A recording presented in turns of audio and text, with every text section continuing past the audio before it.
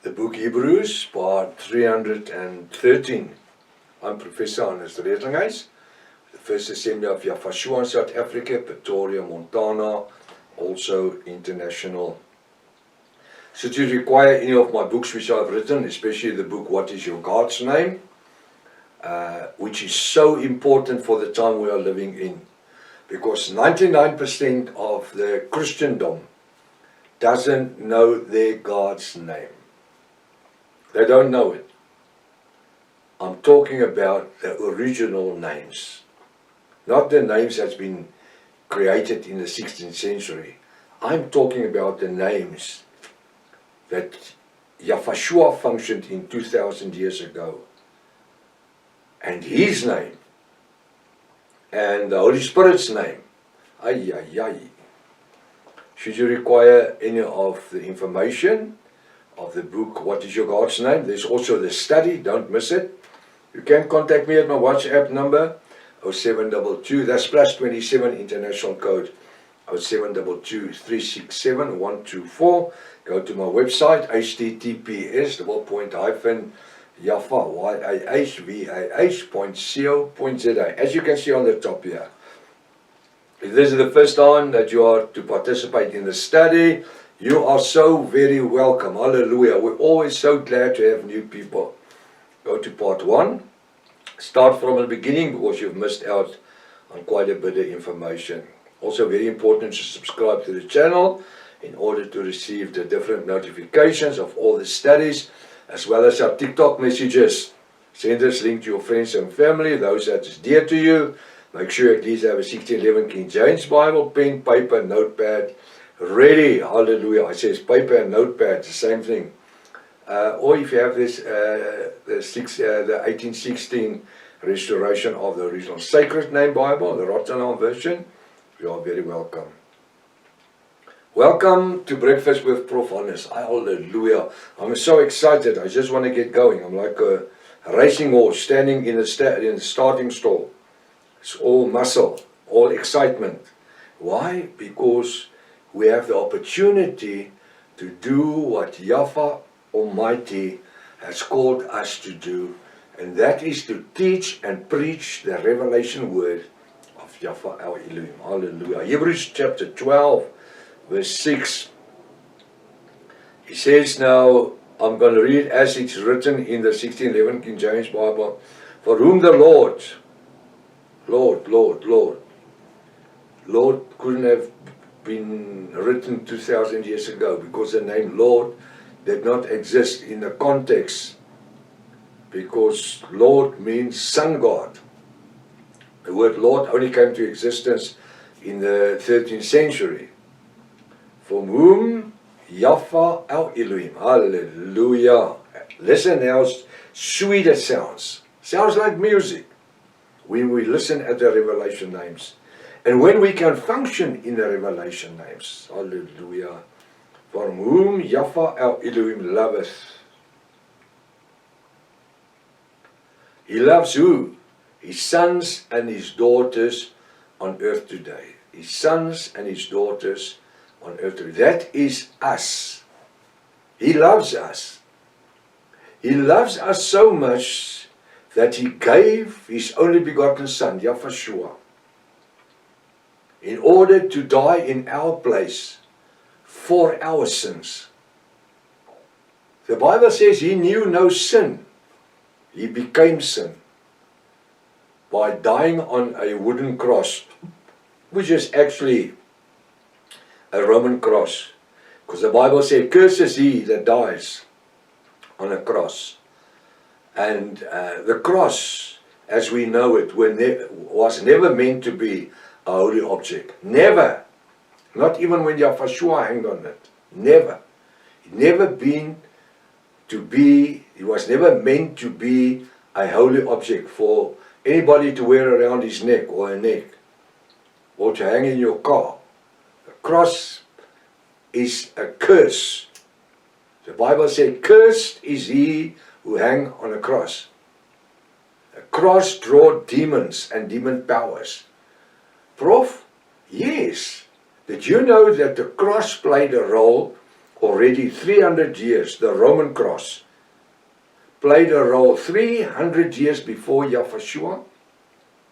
That's how old the Roman Empire was. 300 years before Yahushua, the Roman Empire came to in existence, started to overpower the world, and they used crosses. Well, they used different crosses. They used a pole. There's a scripture that says, "Cursed is he that hangs on a pole." That can be a pole, it can be a cross, it can be a cross, it doesn't matter what it looks like. It's a wooden cross. Cursed is he that hangs on a cross. And the only way that Yahushua could become sin, because he didn't knew sin. He didn't had sin. But the moment that he was crucified on a Roman cross, then he became sin. He bore our transgressions and our sin. Isaiah 53, go read, verse 1 to 8. He became sin for us, in order for us to be saved by his resurrection blood. Hallelujah. Becoming the atonement blood, the offer. Becoming the lamb. For who? For us. Us who say that we are sons and daughters of Yahweh our Elohim. We became sons and daughters. How? Through the revelation blood of Yahushua. That which Adam and Eve lost in the Garden of Eden, which was eternal life. Did you know when Adam and Eve was in the Garden of Eden, it was in paradise? There's only 3 times that the Bible used the name paradise. Every time in heaven, was never on earth. But the Garden of Eden was on earth. And that's where Adam and Eve lived. And they were not to eat of the tree of knowledge, good and evil. They're not to eat of good and evil. It's 2 trees, the tree of good and evil and the tree of knowledge. So they were not to eat of the tree. Because Yahweh said, should you eat of that tree, you will surely die. It's not eat, partake. Partake. Yeah, the metaphor, eat, is to partake. For the time that they lived in the Garden of Eden, they could not die. There was no sin. There was no death. There was no age. Isn't that wonderful? But the moment that they sinned, the moment that Eve sinned, and she went to Adam, and she convinced him to have sex with her, intercourse, then sin came into existence, and death came to in existence, and old age came to in existence, and they lost eternal life. Hallelujah. And to gain eternal life, to bring people back in the stage of everlasting life, was the price that Yahushua had to pay in order to have us saved. He paid the price. He was buried. He went down in Hades. He took the keys of the realm of death and death. And what do we have? He gave us back the eternal life. That's why the Bible says when we come to repentance and we are immersed in the name of Yahushua to remission of our sins, we grow equal unto Yahushua. Go read Romans 6 verse 1 to 12. We grow equal unto Yahushua through spiritual death. As he died and he was buried, we are buried in a water grave in the name of Yahushua. So what happens? We gain eternal life. That person hanging on the cross, he wasn't baptized or immersed, but he gained eternal life. By what? Repentance.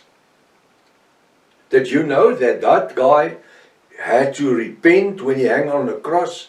He was there hanging 3 hours, 4 hours. He repent. Otherwise he wouldn't have been able to enter paradise. Paradise is for repented people.